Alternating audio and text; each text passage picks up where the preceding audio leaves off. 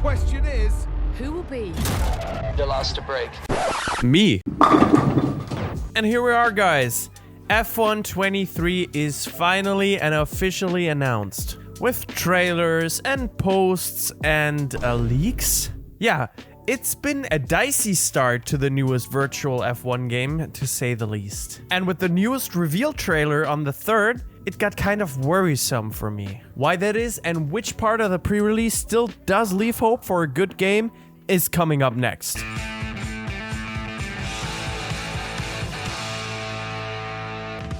And with that, welcome back to Overtake. It's that time of the year again. Everybody's favorite F1 promo phase is starting to run hot. And we got some things to talk about. Always with caution and a grain of salt, of course. As we know from the previous years, mild happiness about some changes can swiftly turn into disappointment come release day or any other day after that for that matter. That's why I was rather reserved going into the F1 23 pre-release phase to begin with. We did see some substantial changes to the F1 game's likeness last year after the EA takeover. Mainly the F1 Live and the Supercars fiasco. Going into it this time, I was almost certain they would just double down and give us like a 20 times bigger F1 Live area, with it playing a more central role for the game even. But at least so far, nothing like that. In the weeks leading up to the eventual trailer, we did get some hints dropped here and there. Beside the omnipresent coming soon picture we saw since March, we did also get to see a leaked Steam page a few days before the trailer dropped, which did reveal a few things.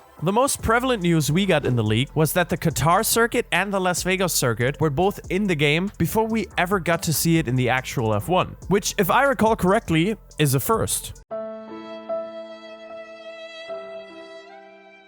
Other than that, the Steam page also revealed some things about the direction the game will be heading in. Breaking Point 2 was revealed.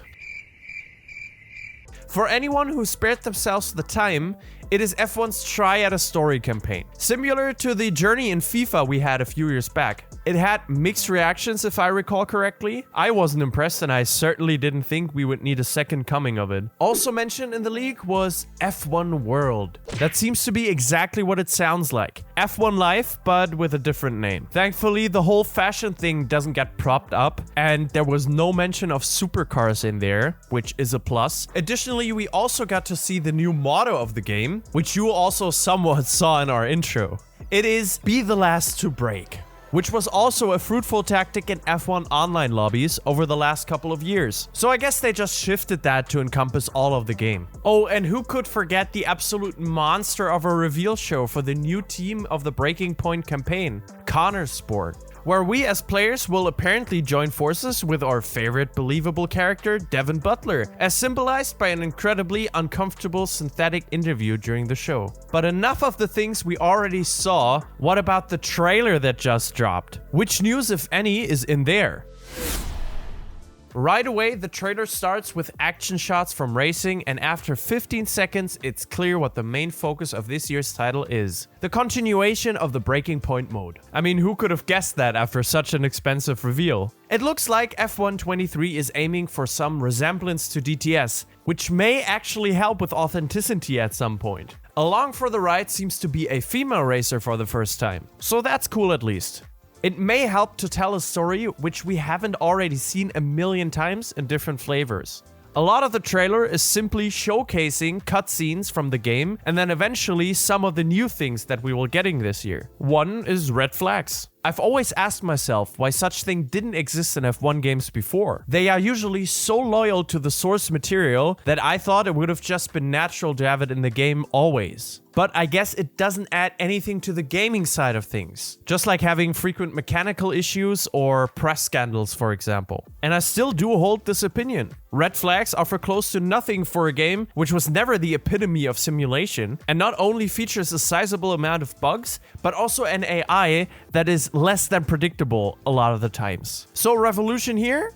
I think not. Other than that, the trailer is a bit of a nothing burger. There's a shot of Las Vegas confirming that it will be in the game, but aside from that, we don't really have a lot on our hands to work with here. I'm not saying Breaking Point 2 can't be a revolutionizing piece of story mode, but I'm telling you, it's not what the players wanted. In a video I've recently made, I put up some points that I wished F1 would implement in their newest title. And so far, even though the trailer didn't reveal a whole lot, there is something that did. So let's talk about that.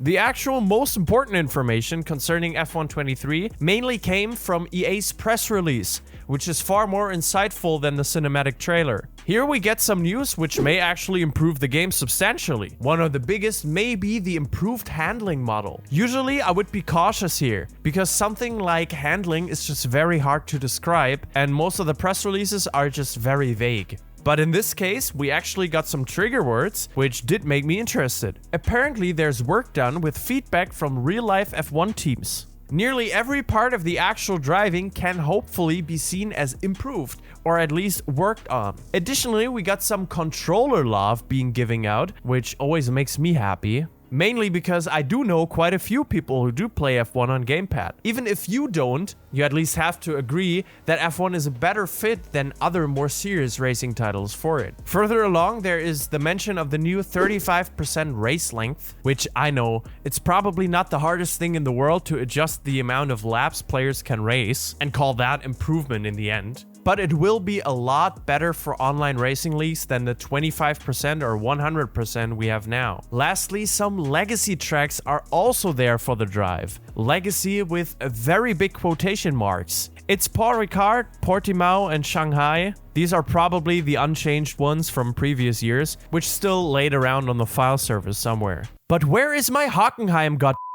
All in all, I'm not too sold on F1 23, guys. I don't know about you, but I don't feel like Breaking Point 2.0 will truly make the impact they hope to. And also increasing the focus on story is not at all what the player base asked for. I am interested in some of the changes to handling and physics, but since it's never even mentioned in the trailer and nobody really talked about it, I don't feel like this is the biggie this year. Up until now, it unfortunately seems like nothing really warrants paying the price for a full release again. It seems odd, but this promotional campaign was mostly dull, I feel like. Even with the reveal show and everything around it, it feels like they have nothing new. I guess we will see what still comes up until the release in June, but right now it feels kind of iffy. Do you agree with that? If that is the case, or you have a dispute with me, go put it in the comments down below and I'll make sure to respond to it. And if you want to see a video on how F1 Manager bottled their chances of competing with the big releases this year, you can click on this video right there. Thank you all so much for watching. And until next time, cheerio.